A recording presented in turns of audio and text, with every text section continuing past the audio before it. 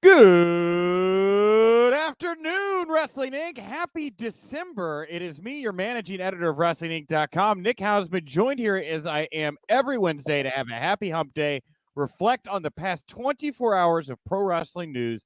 It's our very good friend, comedian Brian Wohl. Brian, welcome back to the Wrestling Inc. Daily. So glad to be back here. What an exciting Dynamite we have tonight, and what a week for NXT. Yeah, we got War Games on Sunday. We're going to talk about that in the mailbag at the end of the show. Yeah, big Dynamite tonight. Follow up from last week's crazy show in Chicago where the fans rejected Cody Rhodes and MJF and Punk ignited the world and set the tone for, I believe, all the shoot promos we've been seeing recently in WWE. It's really been a crazy 7 days, man. Yeah, and I didn't know what to expect with the MJF Punk segment last week, and boy, WWE reacted on Monday at Raw.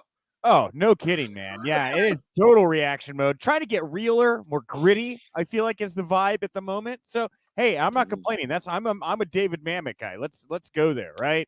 Wow, David Mamet reference already in the day. Yeah, for sure. For sure. It's never a bad time to reference David Mamet. Go Google if you don't know who I'm talking about. We got a great show. Like I said, mailbag. We'll talk about War Games. We got the chat room open. Samantha, good afternoon, all. Hallelujah, saying, hey, Gary Lyles, today episode features hosted Wrestling Inc. Managing editor Nick Hausman. I thought he was featured every daily show. Wow, that's really true. I don't know why I rate that out. I should just save the time, right? It should just be like Nick's back. Nick's here doing a show with another one of his friends again. So anyway, let's get to it here. News you can use, news that'll leave a bruise. Man, after we wrapped up yesterday, it was only an hour or so till this news broke and has generated a lot of attention.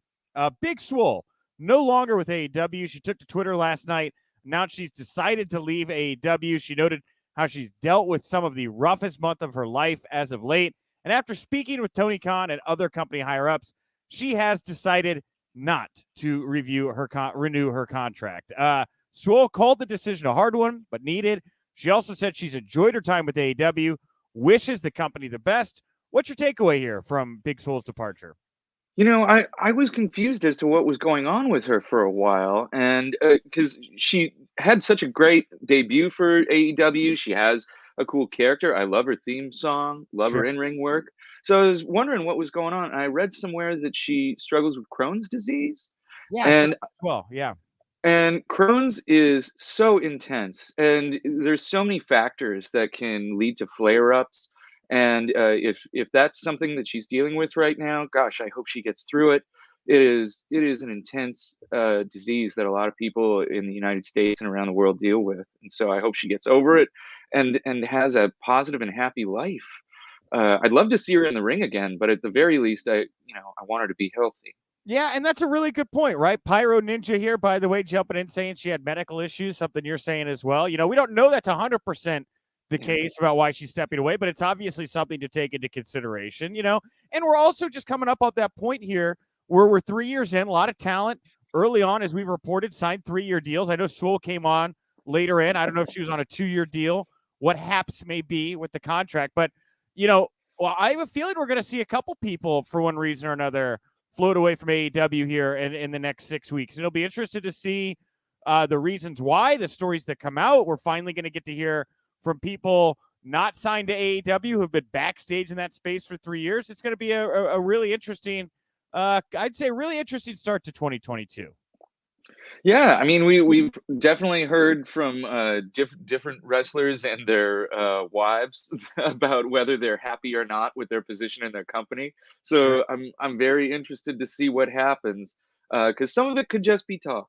You never know. She would look good in the Hurt Business, right? Alongside her husband. That'd be so badass, right? Man, I mean, if WWE wanted to pull the trigger with her, she would do great there.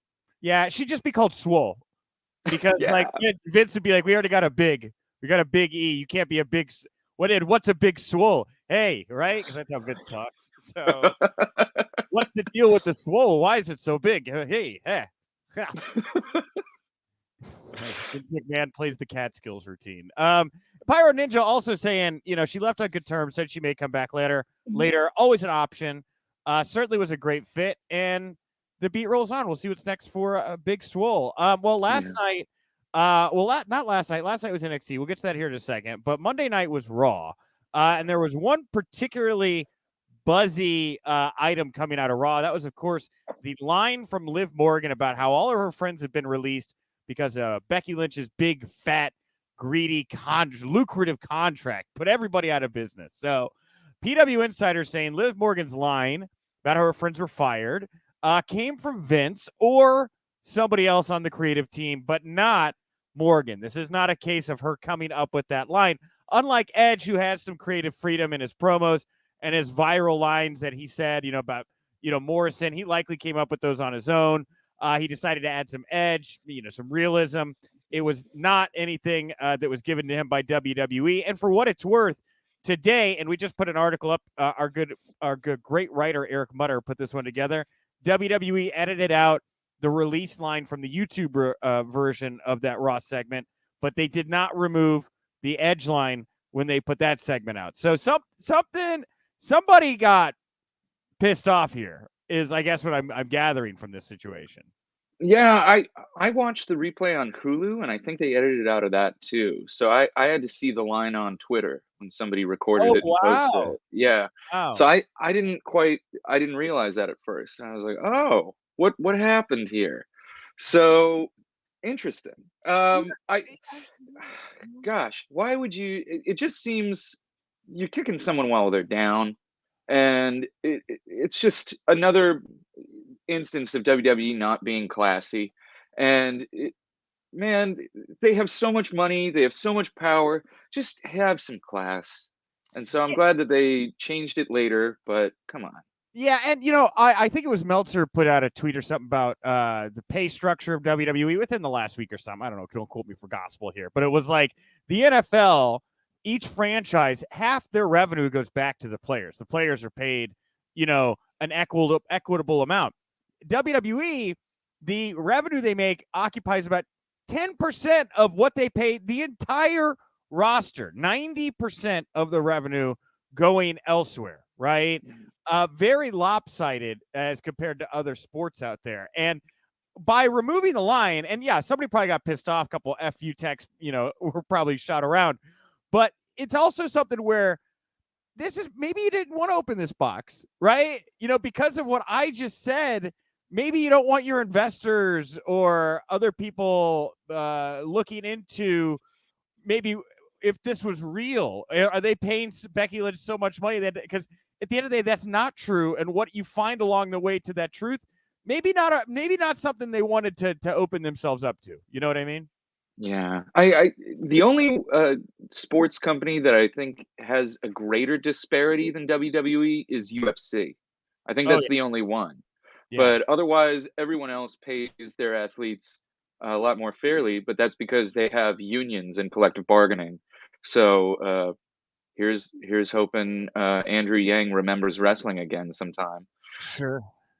Yeah, I don't know. I don't know that we need Yang back in this situation. He doesn't seem to be making it. He No. does nothing he touches right now seems to be better on the other side of it. So anyway, back. I do think we got some great comments here from BC Guac.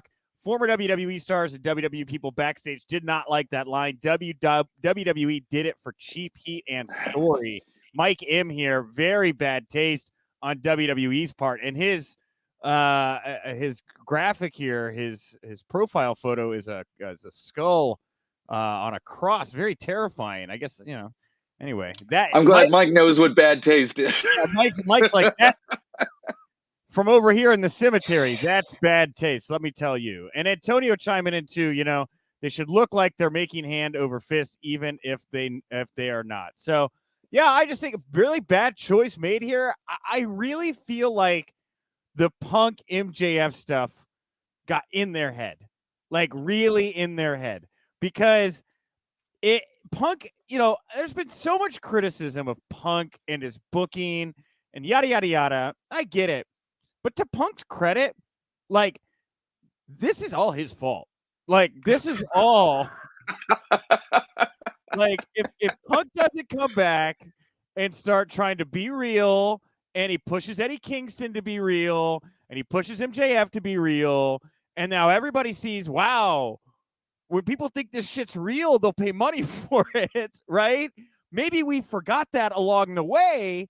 Then you start getting these kind of questionable decisions being made over on Monday night, and I'm interested to see this new promo battles are in right now, and I'm here for it, baby. You know, Yeah, I mean, I to be personally, I thought the Punk MJF segment went a little long, but what are you gonna do when it's real? When it's real, that's I'm nitpicking. But when people are pushed to be real, you see Punk is doing WWE better than WWE does WWE right now. This is real sports entertainment. They're doing it, and I'm sure AEW fans have some mixed feelings about it. But you're seeing Eddie Kingston and MJF looking more real, looking more intense. They're more over just by being across the ring from CM Punk. And at the same time, and I don't want to give him as much credit, but Bryan Danielson is doing a really good job right now, bringing some realism to his work as well and his programs. And there's just some, like, again, these veterans are coming back. They're off the leash. They're doing what they know how to do best. And when you let people who are passionate wrestlers who know how to tell stories and organically engage an audience do what they do best, you're gonna get stuff like that. It's just a fact of the matter. Man, that Punk Cabana match was great. I couldn't believe he kicked his teeth out. You mean Cabana Danielson? Cabana Or, Danielson. yeah, Cabana Danielson, excuse me. Yeah. Wow. When Danhausen swooped by, put him into his jar. It was beautiful. That did. God. Yeah, so amazing. I'm excited for Danielson and Alan Angels tonight. This is going to be so fun. Yeah, no, Lee Moriarty, CM Punk, be on the card here tonight too. So look, Cody Rhodes Andrade? Like, is Cody going to get booed again? What's happening? And I know, and look, they're going to put out some. I do wonder though, like, now that we know what the taste of AEW is, we know the flavor of AEW. You got Punk in the mix, you got Danielson in the mix. It feels like, I mean, like, it feels bigger, but on paper, it doesn't look like the landscape has really changed that much. Like, it doesn't seem like a dynamic spike in viewership, interest. I don't really know what to make of that, because, like, you're right, there's a lot of cool stuff going on. Have they peaked? How do you grow, I guess, from this situation right now? And that's where I always look at Brandon Thurston's account on Twitter. He keeps showing not only ratings, but he also shows ticket sales. Yeah. And WWE just ran that arena in New Jersey, and then AEW has the show there. What is it, next week? And AEW has thousands more tickets sold than WWE does. So maybe it seems like, although they're not growing in television ratings, their live sale shows are growing. So they're getting a more passionate fan base that is willing to leave the house to go see them. So I think there's that measurable to look at right now. Sure. Antonio Garcia here, where we're talking live event, saying if Cody gets booed in his hometown of Atlanta, Georgia tonight, he needs to truly ask some questions. Is it fun and cool to boo Cody? Or is he like a Bret Hart, where Atlanta will be Canada? He's going to get big pop tonight. Where he goes to other places, he's going to get booed. I'm so fascinated by that. That would be so cool. I mean, I love this whole tweener Cody thing. I feel like he's been playing this all along, and like, he loves being a babyface, but he also is not stupid. So we'll see. I don't know. It's fun to keep watching it unfold. And BC Guac here echoing you. AEW is doing great. Live ticket sales, pay-per-view buys, merchandise, right? Billing Z23, WWE puts out a disappointing product. End of story. Yeah, but they're, I'm seeing flat, like, I know they crossed a line with making Liv go out there to do that. And the stuff with Edge was, risque, I guess. I have a feeling John was probably in on that one, if I had to guess, right? But I mean, like, this is the first time I've seen a little spark, right? I don't know why now all of a sudden, like, WWE, like Daniel Price saying AEW needs to get WWE out of their heads and mouths, worry more about their own product when they can keep consistent ratings or stories. I get that, but they're so in WWE's head now. Like, I feel like I'm finally starting to see WWE react a little bit to what they're seeing in their lane at the moment. Yeah, and it's compelling. I enjoy seeing WWE react and trying new things. I think that's fascinating when business is down and you're seeing the company try new things creatively. Uh, Sometimes things are going to fail, and that's okay. But right now, they're trying, and that's fun. Yeah. And Elliot Nazario, AEW still new. That's why they sold more in Long Island. And Chris Duggar, Yeah, by the way, saying it's Long Island, not New Jersey, and said be Wool, whatever. yeah. Also, UBS, yeah. WWE has a bunch of New York shows lately. Yeah, they got the Garden coming up here soon with the double cage match they're going to be doing there. I don't think it's an excuse though, man. Like if you're hot in a market, New York's your market. Like Chicago, arguably, is like AEW's one, maybe two behind Jacksonville, just because they spent so much time there, right? But like they come here, there's no worry about selling tickets. Like the tickets get sold. Like I've never been to an AEW in Chicago show where I noticed any lack of tickets or empty seats or anything like that. It's not an excuse just because you're going there more than a couple times in a few months, in my opinion. Yeah, if you keep delivering compelling cars that people want to see, they're going to buy tickets. And it seems like that's what AEW is doing right now. Now, I will be at the SmackDown live on December 10th at Staples Center, which is Oh, now going to be nice. called Crypto Arena or whatever. So I'll be there, and I'll see how many folks are there. I'm doing a little bachelor party there. I'm Yeah. gonna have I'm gonna hang out and watch some SmackDown. I'm excited to acknowledge the tribal chief and Brock Lesnar for my bachelor party. Wow. Well, that is. See if you get Brock to hang out with you. Hey, Brock, we're gonna go. We're going to the bar. It's my bachelor party. Come drink. Oh man, I would love to do a shot of whiskey with Brock Lesnar. That'd be so fun. It'd also be scary, but isn't that what bachelor parties are all about? Having fun and being a little scared. Part of me would be disappointed if Brock Lesnar didn't just Bluto style a bottle of Jack when I took a shot. Like, I'm gonna take a shot. He's like, that's how you take a shot. Just grabs the whiskey bottle, just downs it, and he just looks at you, just belches and walks away. You know, Oh man, caveman That- Brock. You know. Gonna have a fun night in LA on the 10th. So go look for Brian. He'll be at the bars after the show. It sounds like. So, anyway. Lastly, here before we get to the mailbag, where we're going to talk about war games, we do have one NXT note that got a lot of attention. Mei Ying, the former leader of Tian Sha, made her return with a repackaged character on last night's NXT. Ying, now going by Wendy Chu, appeared in the background during a segment featuring Indy Hartwell and Persia Parada. Ying could be seen wearing a sleeping mask, lying on a couch. She woke up briefly before returning to her slumber. Meanwhile, Boa, her former charge, not in his pajamas, still very much Boa, he began a rivalry with Solo Sikoa on NXT. Following Sikoa's victory over Idris Enoff, Boa attacked Sikoa with several kicks and applied the death grip to the Usos' younger brother. And then he rolled out. He was staring at his hands like, oh, what have I done? Oh, my God, what have I done? Like Bob Backlund. I love that little bit. Where Backlund would snap and slap the cross-faced chicken wing on somebody for too long. Sure, yeah. So Wendy Chu, the repackaged Mei Ying. Why would you do this? I don't get it, man. You know, generally, I feel like to have a successful wrestling character, you have to portray them a little bit like an ass kicker.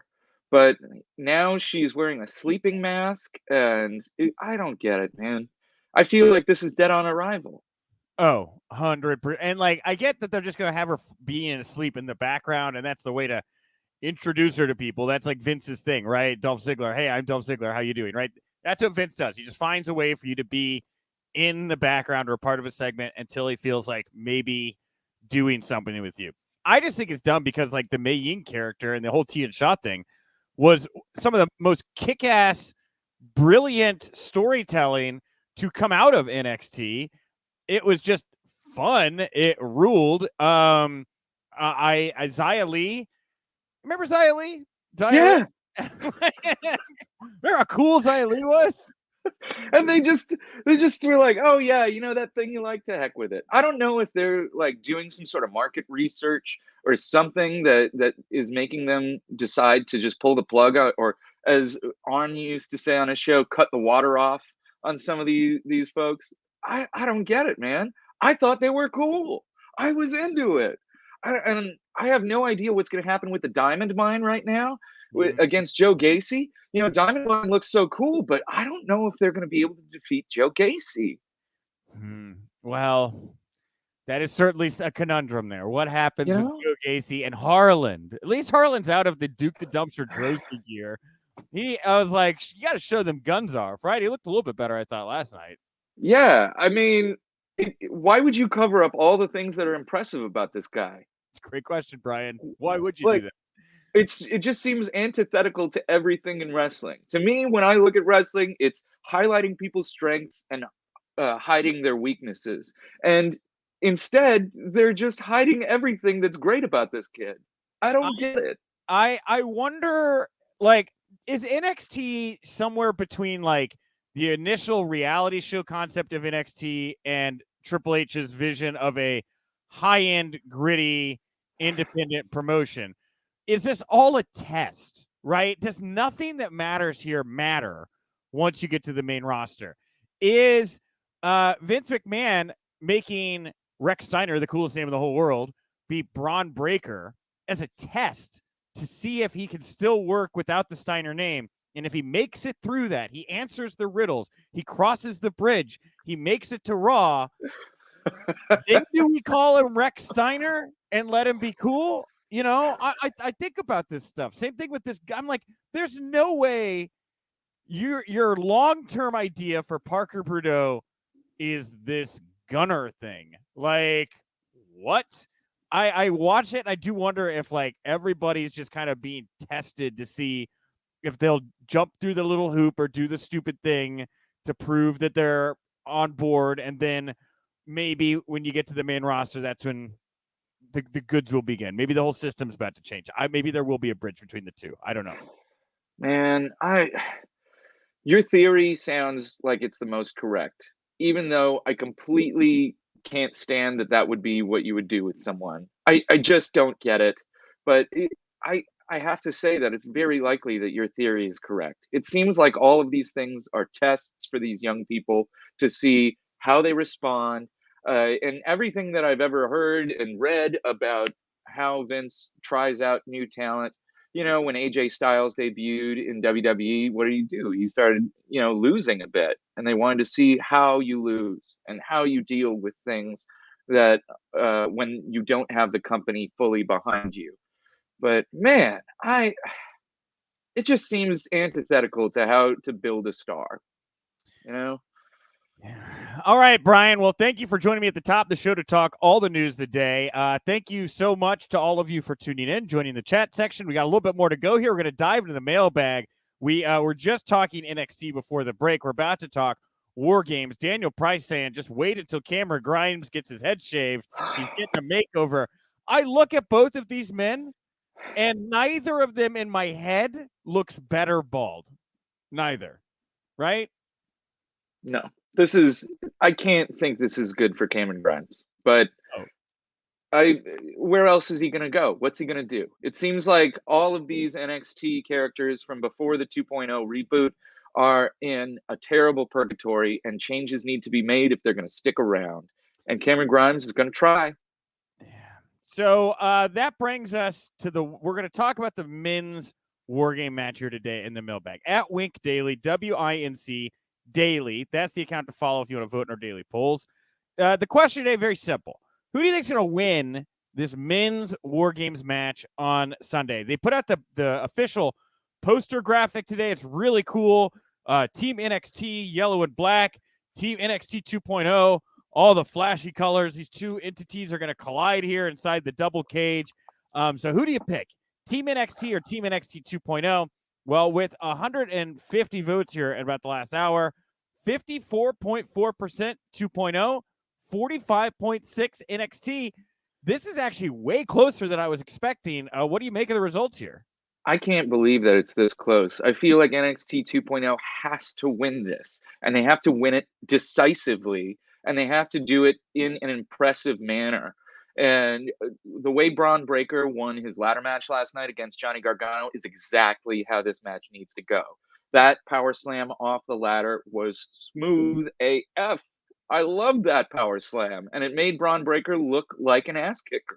If we're going to build these guys and have them be the new stars, they all have to look like ass kickers. It's so important.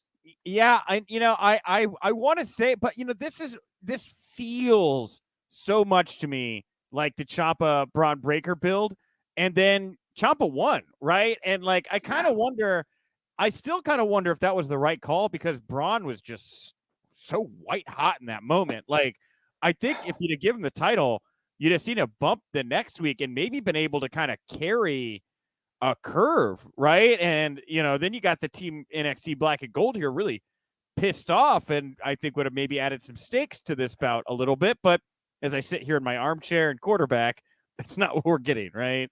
Yeah. But yeah, so we got NXT Black and Gold, Ciampa, Gargano, Pete Dunne, LA Knight, Team 2.0, Braun Breaker, Carmelo Hayes, Grayson Waller, and Tony D'Angelo with, of course, Carmelo's Trick Williams on the outside there. I'll say this. Braun Breaker, obviously breakout, right? This kid is everything you want. Very fun. They got the sirens in the entrance now. Big bad booty nephew or whatever they called him. Yeah. Like, that's why I say I think they're leaning into they're marching towards Rex Steiner. That's how I feel. Yeah, and I've kind of been coy on the Tony D'Angelo thing, but it is so obvious that this guy gets it and connects with the audience. And I worry a bit about how he would get played out on the main roster. I feel like he could maybe wind up in the 24/7 title picture, right? Like, I worry a little bit about how he plays on the main roster, but for right now, for what he's doing, this guy's very, very entertaining. It's fun to watch. I'm excited to see them in War Games, because War Games is usually an opportunity for younger wrestlers, at least in NXT, to showcase their toughness. I'll never forget when it was oh gosh, now I forgot. It was Alexander Wolf Sanity. When in that first War Games match, Alexander Wolf stuck out so much to me in there, and I know that he kind of fizzled out, but his toughness in that first War Games match, man, he got that terrible cut on his back in the table, and he finished the match, and he was just bleeding all over the place. There's an opportunity for Tony D'Angelo and a lot of these other young guys to showcase their toughness and get over beyond these kind of broad stroke characters that have been presented very early on. Yeah, and this ain't so funny over on Twitter saying Tony D pins Pete Dunne for the win. I feel for Pete Dunne in this situation. I feel like LA Knight is like, been here before, brother. I'll roll through this one too. Whether I'm here or somewhere else, I know there is something on the other side of this.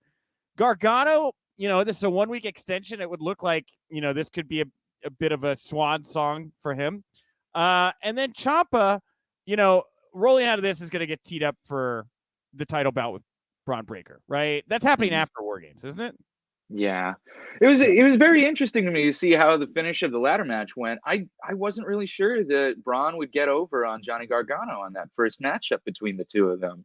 Yeah. But I mean, with him winning and winning decisively, I feel like the War Games match has to end with Braun Breaker, standing strong. Braun Breaker is the Roman Reigns here. He's the sole survivor. He's make Braun look strong.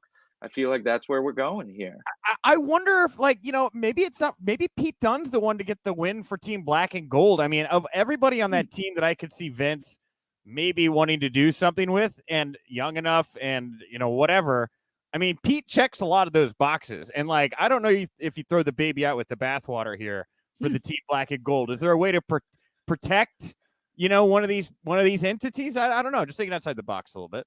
That's a cool idea, because, Pete Dunne has always been Triple H's favorite. He loves Pete Dunne, and Pete Dunne has transformed his body this past year. He looks amazing.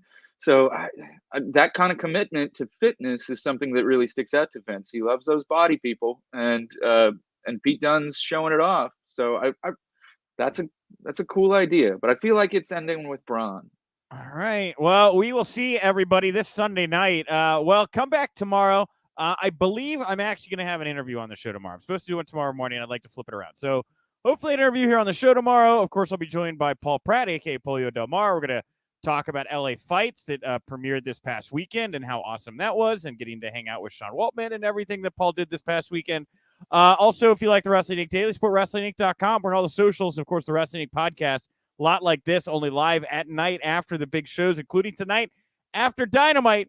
So come check it out. Biwo, anything you want to put over here before we wrap it up today? Yeah, follow me at Brian Wohl on Twitter and Instagram. I've got my podcast, My Favorite Friendship, always talking friendship, learning how to be better at making friends and how to be a better friend. It's always important, guys. You guys are my friends. Go be a better friend. Go create a cool handshake with a friend. That's something friends love. Yeah, I don't really have a whole lot of cool handshakes. That's something I need to add more in 2022. You and Mark should come up with a friendship handshake. Like, maybe look at your own friendship. I don't know. Like, right? How can we be better friends? Right? I don't know. Yeah. Talking out of my ass. It's been a long day.